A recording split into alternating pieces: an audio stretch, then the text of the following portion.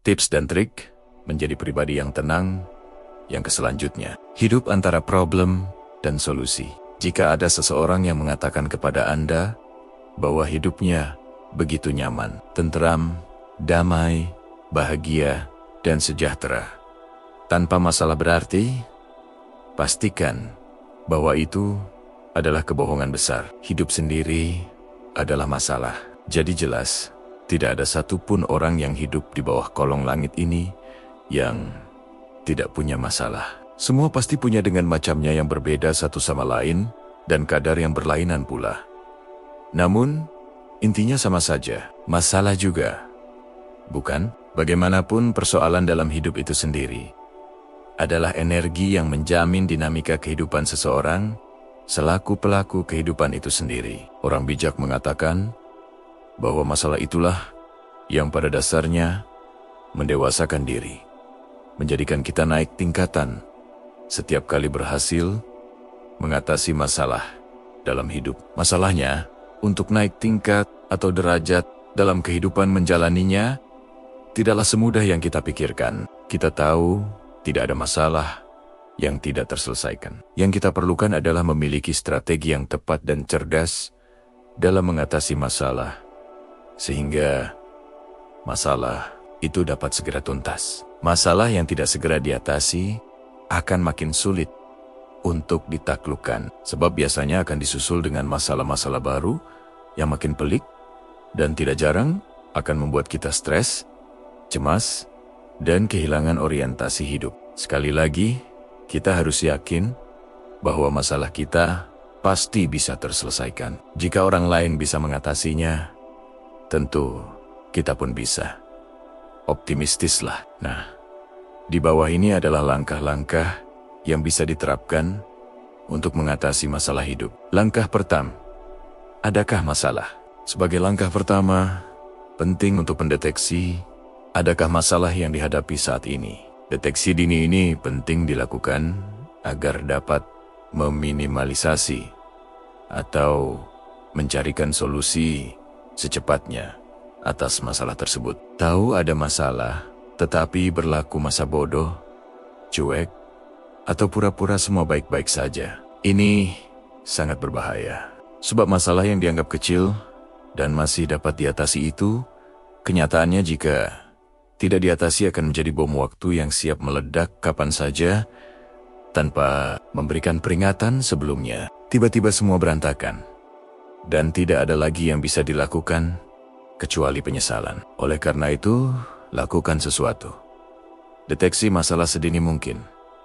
Hal ini akan memberi manfaat. Lantas, apa yang perlu dilakukan? Biasakan menuliskan dalam catatan pribadi tentang masalah yang dihadapi. Buatlah daftar masalah dari yang skala kecil hingga besar, dari yang kemungkinannya dapat diatasi segera, atau yang memerlukan energi ekstra untuk diselesaikan. Gunakan perasaan. Anda mungkin bukan tipe orang yang terlalu sering menggunakan perasaan. Namun, sesekali perlu menggunakannya. Bagaimanapun, perasaan terkadang membantu kita mendeteksi ada sesuatu yang tidak beres. Misal, Anda merasa kawan Anda menjauhi Anda, maka itu berarti sebuah masalah. Koreksilah diri Anda. Jangan-jangan ada hal tertentu yang membuat mereka tidak nyaman dengan Anda. Tantang diri untuk mengatasinya. Jika Anda memberanikan diri menghadapi masalah yang datang, maka dengan sendirinya energi Anda akan meningkat. Energi positif, tentu saja hal ini berkebalikan jika Anda belum sudah beringas duluan, mundur teratur ke belakang. Tidak hanya energi keberanian yang tidak muncul, Anda pun akan dikungkung oleh ketakutan demi ketakutan yang membelenggu diri dan jiwa Anda. Poin kunci, pendeteksian masalah lebih awal memberikan kesempatan untuk mengatasinya dengan segera. Usai mampu mengatasi satu masalah, Anda jadi lebih percaya diri untuk mengatasi masalah berikutnya. Jadi beranikanlah diri Anda. Langkah kedua, apa masalahnya? Sebelum menemukan solusi masalah, mula-mula perlu menemukan gambaran apa masalah sesungguhnya. Tanpa memiliki gambaran masalah, solusi akan sulit dicari. Berikut tips yang dapat digunakan untuk menemukan gambaran masalah. Fokuslah pada masalah itu sendiri sejak awal. Tanyakan kepada diri sejumlah hal berikut. Bagaimana situasinya? Situasi seperti apa yang saya harapkan? Apa hambatan-hambatan yang saya dapati dengan situasi tersebut? Andalkan fakta. Pada setiap persoalan, sandarkanlah pada fakta, bukan opini pribadi atau opini orang lain. Ingatlah, fakta itu yang secara jujur akan mengarahkan Anda pada solusi yang sesungguhnya. Sedangkan opini seringkali bercampur dengan perasaan like and dislike yang malah membuat masalah bertambah ruwet dan tiada solusi spesifik dan konkret. Anda tidak akan bisa menyelesaikan masalah besar tanpa strategi yang jelas. Jadi, dekati masalah secara lebih spesifik dan konkret. Misal, Anda memiliki masalah di kantor. Buatlah daftar spesifik.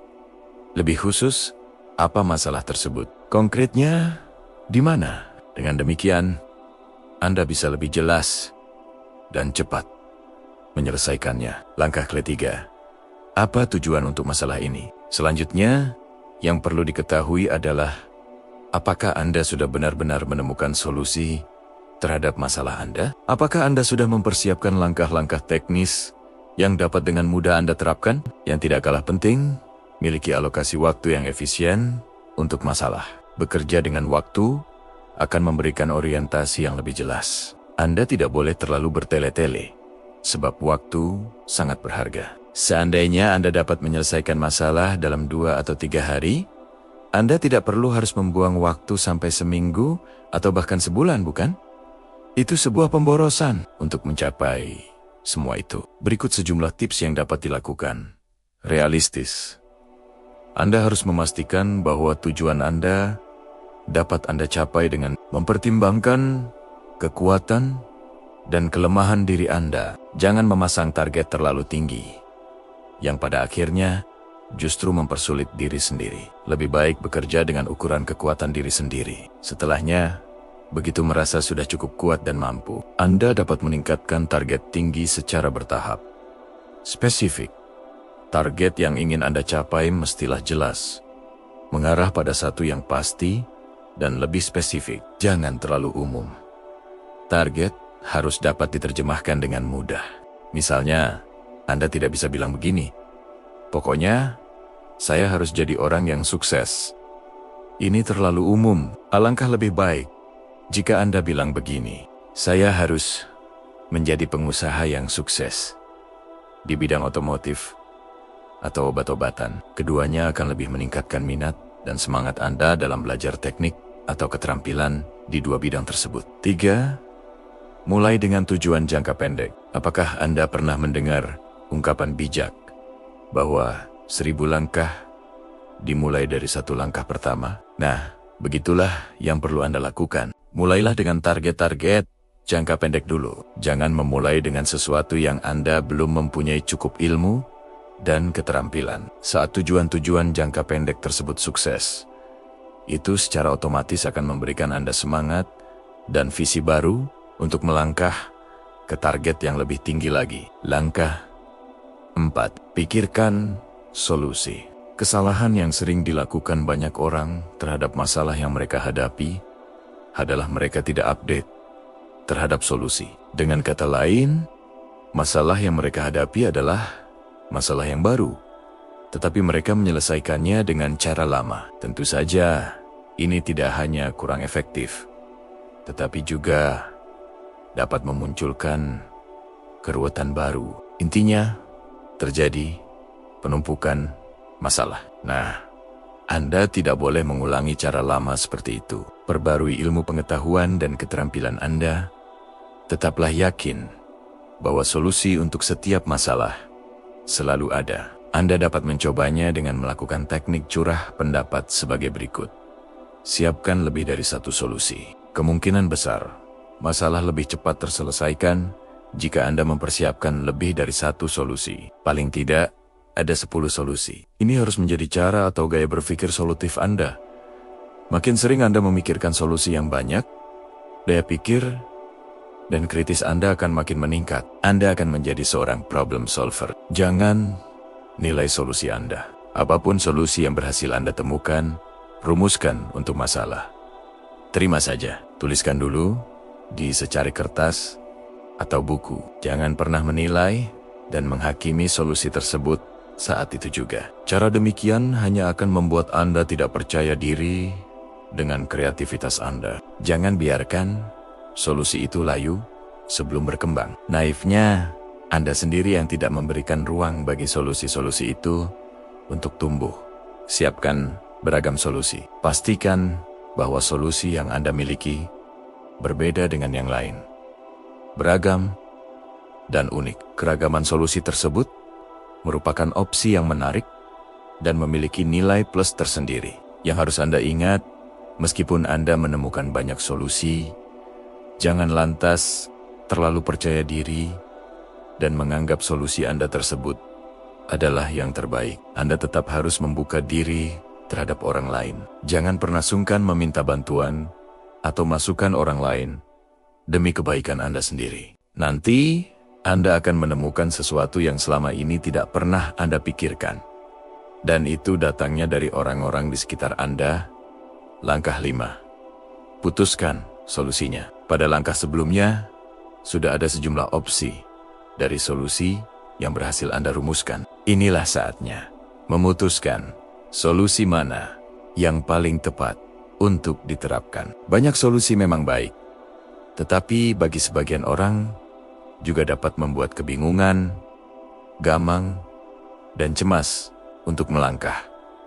Sebab ragu solusi mana yang sebaiknya digunakan. Dalam kasus ini, Anda tidak perlu ragu dan gamang. Gunakan saja solusi terbaik yang mudah Anda jalankan. Lupakan solusi yang sempurna. Terlalu fokus pada kesempurnaan akan membuat Anda tidak beranjak melangkah. Berikut sejumlah panduan yang dapat Anda pakai untuk menemukan solusi terbaik. Apakah solusi ini mengatasi masalah saya dan membantu saya mencapai tujuan saya? Ini seperti pertanyaan yang tendensius ya. Namun, Anda memang harus mempertanyakannya agar Anda lebih yakin dengan opsi solusi yang bakal Anda pakai tersebut. Tidak ragu, apalagi menyalahkan pihak lain.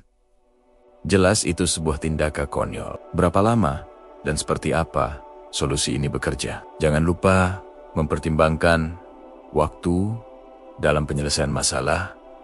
Tentukan target. Alokasi waktu itu tidak boleh ditawar agar waktu Anda tidak terbuang percuma. Sedari awal, Anda juga harus tahu alur kerja solusi tersebut. Apa yang saya rasakan jika saya terapkan solusi ini? Ketika Anda memutuskan untuk menerapkan suatu solusi, penting untuk mempertanyakan perasaan Anda sendiri terkait keputusan tersebut. Apakah Anda akan merasa bahagia atau justru merasa bimbang? Di awal, Anda mungkin bisa mendeteksi perasaan ini. Hal ini perlu dilakukan untuk memberikan kemantapan hati dan totalitas dalam melaksanakan solusi tersebut. Tidak setengah-setengah. Langkah ke-6. Jalankan solusinya. Langkah ini seringkali menjadi yang paling sulit, karena saat ini Anda harus beraksi dan membuktikan bahwa solusi yang Anda pilih adalah tepat. Namun, banyak orang merasa takut karena mereka berpikir bahwa solusi tersebut mungkin tidak bekerja, atau bahkan menjadi solusi yang buruk, atau mungkin ada solusi lain yang lebih baik. Namun, sekarang bukanlah waktu yang tepat untuk berpikir seperti itu. Lupakan semua kemungkinan opsi solusi lain. Anda sudah berada pada tahap aksi dengan solusi yang sudah ada. Tinggal laksanakan dengan sebaik-baiknya. Jika Anda sudah bertindak lebih spesifik dan konkret, percayalah, itu akan membawa Anda pada tujuan Anda. Misalnya, jika solusi itu adalah saya harus menemukan mitra usaha yang bonafit, maka yang perlu dilakukan antara lain mendaftar pengusaha di sekitar dengan bidang yang sama dengan Anda, menghubungi mereka dan mengajukan proposal kerjasama, mendatangi kantor atau usaha mereka untuk melihat langsung. Langkah ke-7, mengecek kembali masalah. Setelah Anda melaksanakan solusi, Anda tidak boleh langsung berpangku tangan dan merasa segalanya sudah beres. Anda harus mengecek dan memastikan bahwa solusi tersebut bekerja dengan benar sesuai harapan. Mengapa perlu mengecek? Karena seringkali solusi yang baik atau bahkan terbaik tidak bekerja sesuai dengan yang diharapkan. Kondisi di lapangan bisa sangat berbeda dengan gambaran di atas kertas. Itulah pentingnya pengecekan solusi. Anda bisa melacak detail masalah Anda setelah solusi itu dijalankan. Jika ada masalah yang berkurang, maka bisa dikatakan solusi tersebut mulai bekerja. Bagaimana jika solusi tersebut tidak bekerja? Ingatlah selalu bahwa hidup itu misteri dan tidak bisa ditebak. Terkadang kita sudah mempersiapkan segalanya dengan sempurna, tetapi yang terjadi malah sebaliknya. Ini biasa terjadi dan bukanlah sebuah kemalangan. Boleh jadi ini adalah sebuah pengayaan. Nilai kehidupan yang harus Anda terima. Meski begitu, Anda harus punya pertimbangan lain secepatnya. Carilah alternatif solusi agar masalah tidak semakin berlarut-larut, kusut, dan sulit untuk diurai. Cobalah lakukan langkah-langkah yang berbeda. Tanyakan kepada diri sendiri sejumlah hal berikut. Apakah saya sudah mendefinisikan masalah tersebut dengan tepat? Apakah tujuan saya itu sudah realistis? Apakah ada kemungkinan solusi lain? Adakah solusi lain yang lebih baik? Apakah saya sudah menjalankannya sesuai yang direncanakan? Jika sudah melakukan langkah-langkah tersebut dan tetap ada kendala, maka lakukan kembali serangkaian langkah seperti itu. Coba lagi, dengan terus melakukan pengecekan atas efektivitas langkah-langkah dari solusi terbaru yang Anda pakai. Harus diakui bahwa memecahkan masalah yang sulit itu melelahkan, membutuhkan energi ekstra, konsentrasi yang luar biasa, dan waktu yang tersita. Oleh karena itu, saat sudah berhasil mengatasinya, jangan pernah ragu memberikan hadiah kepada diri sendiri. Itu sah-sah saja Anda lakukan. Mengatasi problem nyata kehidupan. Tidak ada hidup tanpa masalah. Bahkan bisa dibilang, masalah dalam hidup ada seiring dengan masuk dan keluarnya udara di pernapasan kita. Sebagian besar orang membiarkannya begitu saja. Tidak menganggapnya berarti sampai tiba-tiba masalah itu menjadi besar tanpa disadari. Lalu segalanya mulai sulit dikendalikan, sehingga menyebabkan kebingungan, kebimbangan, kesedihan, dan penderitaan. Masalah dalam hidup sebenarnya memiliki dampak tersendiri, mulai dari yang paling rendah kesulitannya sampai yang paling tinggi. Masalah paling ringan sekalipun, jika tidak tahu cara menyelesaikannya, maka kita tidak dapat mengeluarkan potensi besar kita untuk menaklukkan masalah itu. Berikut beberapa masalah yang umum dihadapi banyak orang. Pertama, masalah keuangan. Kesulitan dalam hidup adalah sesuatu yang normal. Kita hidup di dunia yang penuh ketidakpastian. Masalah keuangan atau krisis finansial merupakan ancaman bagi semua orang dengan tingkat kesulitan yang berbeda-beda antara yang satu dengan lainnya. Seberapapun perbedaannya, tetap saja krisis itu membuat kita bingung. Masalah finansial yang berujung pada krisis finansial bisa beragam wujudnya, mulai dari kehilangan pekerjaan, investasi yang merugi besar-besaran, aturan-aturan terbaru pemegang kebijakan yang merugikan keuangan, atau bahkan terjadinya bencana alam luar biasa yang menyapu bersih aset. Jadi, kira-kira apa yang bisa dilakukan jika dihadapkan pada situasi buruk seperti ini? Untuk mengatasinya, pertama-tama perlu menerima keadaan itu dan mulai melakukan pemulihan dengan mengatur keuangan untuk hal-hal prioritas. Berikutnya, sesegera mungkin identifikasi penyebab masalah atau krisis finansial tersebut. Jika masalahnya kehilangan pekerjaan, maka bisa secepatnya mencari pekerjaan kembali. Jika masalah terkait dengan utang yang menumpuk, segera cari cara untuk menyelesaikannya dengan bijak. Atur pengeluaran dan jangan sampai terjadi fenomena besar pasak daripada tiang. Atur uang secara bijak dan bersemangat membayar atau mengangsur utang-utang. Untuk mengatasi krisis finansial, dapat menunjuk seorang ahli yang terpercaya untuk mengelola aset dan melipat gandakan harta kekayaan. Jangan ragu untuk meminta bantuan orang-orang terdekat. 2. Masalah kesehatan. Salah satu masalah utama dalam hidup adalah kesehatan. Jangan meremehkan masalah kesehatan. Tubuh kita dan organ-organ di dalamnya didesain untuk melakukan pekerjaan sesuai kadar tertentu. Jadi, Jangan pernah memforsir tubuh untuk bekerja melebihi batas. Selalu jaga kesehatan dan miliki kebiasaan hidup yang baik dan sehat. Sekali mengabaikan hak-hak tubuh, kita akan menyesal ketika tiba-tiba mendapati diri terbaring lemah di atas ranjang. Selalu sandarkan solusi kesehatan pada diri sendiri. Jangan mengandalkan orang lain. Kita bertanggung jawab penuh atas kesehatan dan keselamatan diri sendiri. Jangan tergoda dengan gaya hidup yang terlihat keren, tetapi membahayakan kesehatan. Seperti sering mengonsumsi junk food, bergadang, dan meminum minuman keras. Mulai sekarang, biasakan hidup sehat, makan makanan sehat seperti sayuran, bergaya hidup sehat, dengan berolahraga, olah pernapasan, senam, dan tidur cukup pada malam hari. 3. Masalah relasi keluarga dan perkawinan. Ikatan keluarga dan hubungan perkawinan yang manis adalah dambaan setiap orang.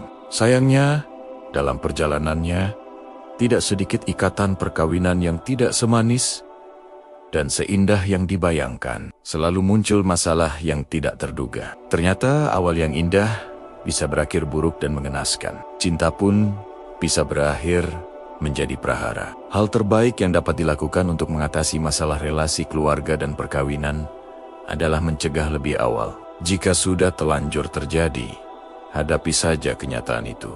Masih ada peluang untuk mengembalikan segalanya ke arah yang lebih baik. Kuatkan relasi terhadap pasangan atau dengan keluarga pasangan dengan cara komunikasi yang baik, jujur, dan transparan. Terhadap segala masalah yang timbul, bicarakan secara baik-baik dan dewasa dengan kepala dingin. Tidak perlu pakai emosi. Carilah visi masa depan yang sama dan berusahalah mencapainya bersama-sama. 4. Masalah di tempat kerja.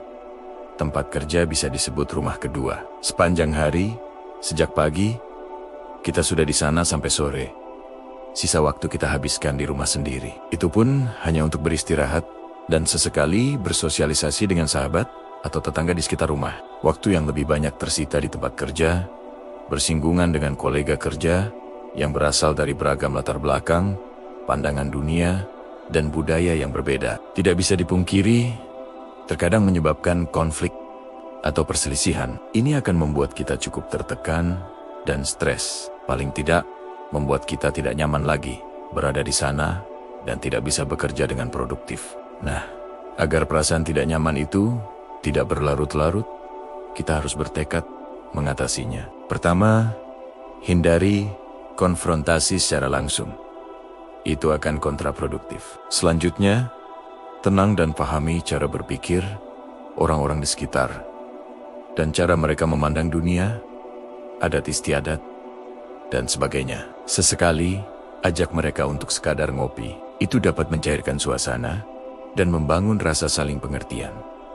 5. Masalah persahabatan. Persahabatan, kontak sosial, dan menjadi bagian dari suatu kelompok adalah kebutuhan dasar setiap orang. Persahabatan seharusnya menyenangkan bagi semua orang. Namun, yang terjadi sering sebaliknya. Persahabatan kerap menjadi pintu konflik. Ya, tidak setiap orang itu baik dan ingin bersahabat dengan tulus. Ada sahabat yang suka iri dan dengki terhadap kita, berkhianat, mengumbar rahasia pribadi kita kepada banyak orang, dan sebagainya. Niat menjalin persahabatan dengan sebanyak mungkin orang itu sangat baik. Namun, segera jauhi sahabat yang tidak baik dan merugikan, yang hanya mengambil keuntungan dari kita. Begitu mendeteksi ada sahabat yang semacam itu, tinggalkan saja. Masih banyak orang baik yang ingin bersahabat secara tulus dengan kita. Dan jaga rapat-rapat rahasia diri Anda. Jangan terlalu mudah menceritakan persoalan pribadi kepada orang lain, terlebih kepada orang yang baru saja dikenal. 6. Dihantui masa lalu. Anda tentu memiliki masa lalu, bukan? Masa lalu yang tidak bahagia karena kegagalan atau kesalahan besar yang dulu dilakukan. Kenyataannya terlalu sulit dilupakan. Bayangan kelam masa lalu kerap datang menghantui hari kita. Kita sering tiba-tiba terbangun pada malam hari dan mendapati tubuh basah kuyup oleh keringat dingin. Harus diakui, lepas dari bayang-bayang masa lalu yang buruk itu, membutuhkan perjuangan. Namun, kabar baiknya, itu bisa diatasi. Ingatlah, kita hidup dalam 3 rentang masa yang berbeda. Masa lalu, masa kini, dan masa depan. Masa lalu tidak akan pernah bisa diubah. Sementara masa depan dapat diubah dengan menjalani masa kini yang lebih baik. Oleh karena itu, tanyakan kepada diri sendiri, mengapa saya harus terbayang-bayang masa lalu? Mengapa saya harus diteror oleh masa lalu yang buruk, yang sudah lewat sekian tahun? Kalau hanya teringat, tidak mengapa. Namun, kalau sampai mengganggu masa kini, harus diatasi. Jangan mau masa kini diganggu masa lalu. Kita hidup hari ini, jadi bekerjalah dengan sebaik-baiknya. Fokus pada hari ini dan masa depan. Perlahan, masa lalu yang buruk akan tersingkirkan dengan sendirinya. Bergaulah dengan orang-orang yang progresif, agar pikiran tidak terus-menerus bergantung pada masa lalu. Kesimpulan, pada akhirnya, masalah-masalah dalam hidup itulah yang akan mendewasakan kita, membuat hidup kita kaya warna, penuh nilai dan cerita. Hidup yang datar-datar saja, apa menariknya? Jatuh dan bangun, menjalani kehidupan itu, sebuah keniscayaan. Itulah energi kehidupan. Ada on dan off, ada plus dan minus. Jika kita mampu mendialektikanya secara benar, maka itu akan menjadi kekuatan yang luar biasa. Masa lalu tidak akan pernah bisa diubah. Sementara masa depan dapat diubah dengan menjalani masa kini yang lebih baik.